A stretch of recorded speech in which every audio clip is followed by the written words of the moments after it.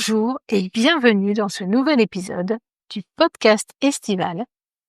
Je suis Virginie, coach en développement personnel et professionnel et je t'aide à trouver ou retrouver une activité professionnelle épanouissante. Et aujourd'hui, je voulais te parler de danse. Aimes-tu danser? Pourquoi? Depuis quand? Dans quelles circonstances? Avec qui? Quel type de danse? Et oui, les questions sont valables que tu aies répondu oui ou non à la première. J'aime la danse depuis que je suis petite, comme tous les enfants d'ailleurs, quand ils sont jeunes en tout cas. Ensuite arrivent des croyances qui ne viennent bien souvent pas d'eux. La danse c'est pour les filles, danser c'est nul, il faut savoir bien danser pour oser danser en public, etc., etc., etc. Des complexes liés à l'âge, à la morphologie, à l'image qu'on a de soi, ou des périodes de vie moins propices à l'expression corporelle. Gros stress, grande tristesse, maladie. Et donc, j'ai eu la très grande chance de grandir, moi, avec des parents amateurs de musique et de danse, et qui m'ont donc donné l'occasion de faire de la danse toute jeune. De la danse classique, pour commencer. Discipline, mouvements et positions très académiques, rigueur, grâce. Ces conditions d'exercice me plaisaient et me procuraient du plaisir. J'en garde un bon souvenir. À la maison, avec maman, on écoutait beaucoup de chansons à la radio, des disques aussi, et on dansait souvent comme ça, naturellement, entre nous. Papa, quant à lui, jouait de la batterie dans un groupe de musette, et il m'est arrivé de l'accompagner une fois ado et de me retrouver sur la piste à m'essayer aux danses de salon.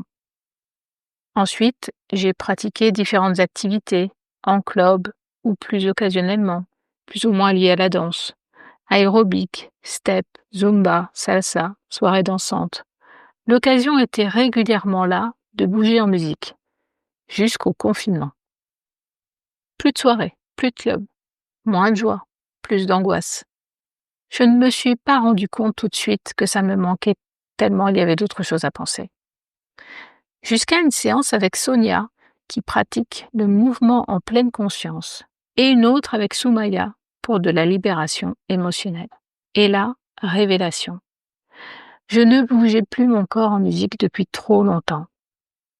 Grâce à elle, Sonia et Soumaya, j'ai pris conscience que je n'aimais pas seulement ça. Danser me donne une énorme dose d'énergie. Et ce, quelle que soit la danse, quelles que soient les circonstances.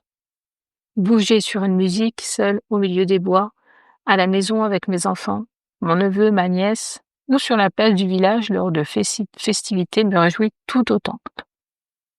Ma résolution de rentrée, il y a 2 ans, que j'ai partagée avec les lecteurs de ma newsletter comme un engagement, c'était de trouver un club de danse qui me plairait et qui me permettrait de me remettre dans cette énergie collective autour du mouvement et de la musique. Et c'est ce que j'ai fait. Et donc, j'ai commencé par contacter une personne qui proposait des cours de danse autour de chez moi.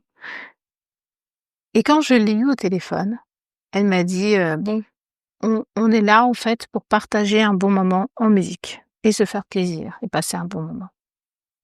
Et j'ai donc adoré. Je suis allée voir, évidemment, elle me laissait une séance ou 2 pour me décider. J'ai complètement adhéré à l'énergie du groupe.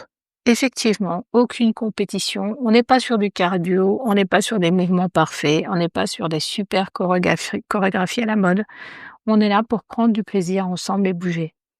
Et j'adore l'énergie qui s'en dégage. Et donc, ça fait 2 ans que maintenant, je vais tous les mercredis soirs à ce club de danse. Et vraiment, il faut une bonne raison pour que je ne puisse pas y aller. Parce que c'est un moment très plaisant, très convivial, très agréable et très libérateur. Et à la prochaine rentrée, mon idée, c'est d'y ajouter, non pas de remplacer parce que j'y tiens à ce cours et à cette bonne ambiance, d'ajouter un 2e cours. Je verrai ce qui se présente. Dans le village d'à côté, il y a d'autres activités. Donc voilà, je pense que je vais ajouter un 2e cours à celui-ci. Et toi? Quelle pratique de la danse préfères-tu? Seule? En collectif? Danse en couple? Solo? Sportive? Sensuelle? Lesquelles n'as-tu jamais osé tester alors que tu en avais envie? Lesquelles as-tu testé et adoré? Testé et détesté? Est-ce que c'est le moment pour toi de te connecter différemment avec ton corps? Que de questions, me diras-tu? Bien, je vais te laisser là-dessus. Je te souhaite une bonne réflexion sur le sujet, mais surtout du passage à l'action. Et si ces questionnements ont soulevé un blocage que tu ne te sens pas prêt à affronter seul, rappelle-toi, je suis là. Alors n'hésite pas, le calendrier de prise de rendez-vous est disponible en description de ce podcast. N'hésite vraiment pas. Et à demain pour un partage autour de la musique. Au revoir.